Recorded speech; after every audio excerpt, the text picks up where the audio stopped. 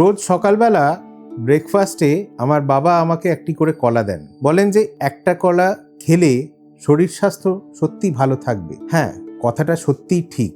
কলা খেলে আমাদের একটা healthy diet, healthy calorie intact হচ্ছে, কিন্তু এই কলার মধ্যে যে পটাশিয়াম আছে সেটাকে হজম করতে না পারে তাহলে কিন্তু মুশকিল। না, কলা খাবেন না এটা আমি একবারও বলছি না, কিন্তু নিশ্চয়ই খাবেন।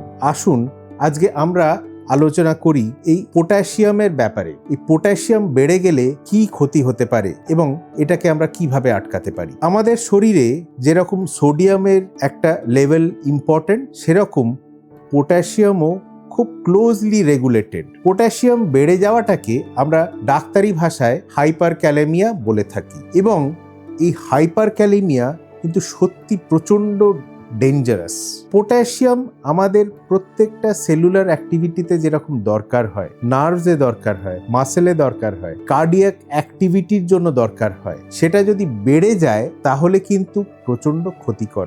পটাশিয়াম বেড়ে যাওয়া আমরা সচরাচর বুঝতে পারি না। তার কারণ আপনি আমি যারা হেলদি, আমাদের কিন্তু পটাশিয়ামটা খুব ভালোভাবে রেগুলেটেড হয়। তার কারণ আমাদের শরীরের এক্সট্রা পটাশিয়াম যা ঢুকছে সবই কিডনির মাধ্যমে আমাদের পেচ্ছাপের সঙ্গে বেরিয়ে গিয়ে যায়। তাই পটাশিয়াম আমাদের শরীরে বেশি বাড়ার সুযোগ পায় না। কিন্তু ধরুন যদি কারোর কিডনির প্রবলেম থাকে, ডায়াবেটিস থাকে, হার্ট ফেলিওর থাকে এবং তার জন্য বিভিন্ন ওষুধপত্র খাচ্ছেন যার জন্য পটাশিয়াম বাড়ার চান্স থাকে, তাদের ক্ষেত্রে কিন্তু পটাশিয়ামটা হট করে বেড়ে যাওয়ার চান্স থাকে। প্রবলেমটা হচ্ছে যে পটাশিয়াম বেড়ে যাওয়াটার জন্য যে খুব বেশি সিমটমস হবে প্রাথমিকভাবে সেটা নয়। কয়েকজনের মধ্যে একটা পা ভারী হওয়া, একটা উইকনেস হওয়া, এইসব আসে, কিন্তু বেশিরভাগ ক্ষেত্রেই এটা অ্যাসিমটোম্যাটিক থাকে যতক্ষণ না অনেকটা বেড়ে গিয়ে থাকে, এবং তখন সে কার্ডিয়াক অ্যাক্টিভিটির ওপর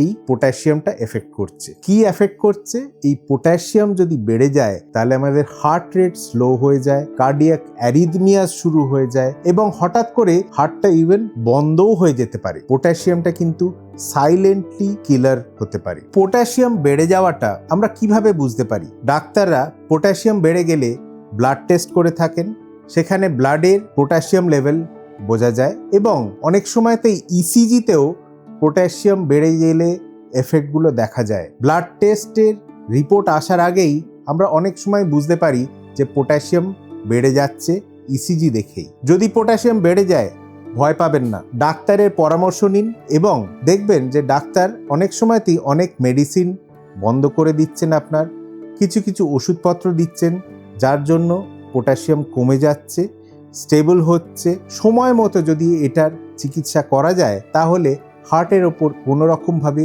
এফেক্ট হয় না। কার কার পটাশিয়াম বেড়ে যেতে পারে? যাদের কিডনির প্রবলেম আছে, যারা ডায়ালিসিস করছেন রেগুলারলি, যাদের হার্টের রোগ আছে, ব্লাড প্রেশারের ওষুধ খেতে হচ্ছে, ডায়াবেটিস আছে, তাদের ক্ষেত্রে কিছু কিছু সাবধানতা রাখা দরকার। যেমন ধরুন কিছু ওষুধপত্রের মধ্যে কিছু জিনিস আমরা বাদ দিই, আমরা প্রেসক্রাইব করি না যেগুলো পটাশিয়াম বাড়ায়। দ্বিতীয়ত, দৈনন্দিন জীবনে খাবার দাবারের মধ্যে কিছু জিনিস আমরা একটু অ্যাভয়েড করতে বলি। যেমন ধরুন কলা, আম বা অন্যান্য ফ্রুটস, এইগুলোতে পটাশিয়ামের মাত্রা কিন্তু অনেকটাই বেশি থাকে।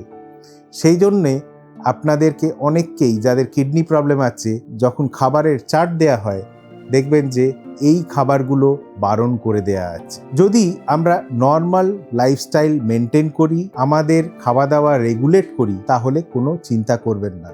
যদি আপনার কিডনি প্রবলেম নেই, যদি আপনি পটাশিয়াম বাড়ানোর ওষুধপত্র খাচ্ছেন না, আপনার কোনো রকম চিন্তা করার দরকার নেই। সকালের ব্রেকফাস্টে কলাটা আপনিও খেতে পারবেন। যেরকম নুন আমাদের শরীরের জন্য এসেনশিয়াল, পটাশিয়াম আমাদের শরীরের জন্য এসেনশিয়াল। সেই রকম ভাবে যদি আমরা খাওয়া দাওয়া রেগুলেট করে থাকি তাহলে আমাদের কোনো রকম চিন্তা করতে হবে না। নমস্কার।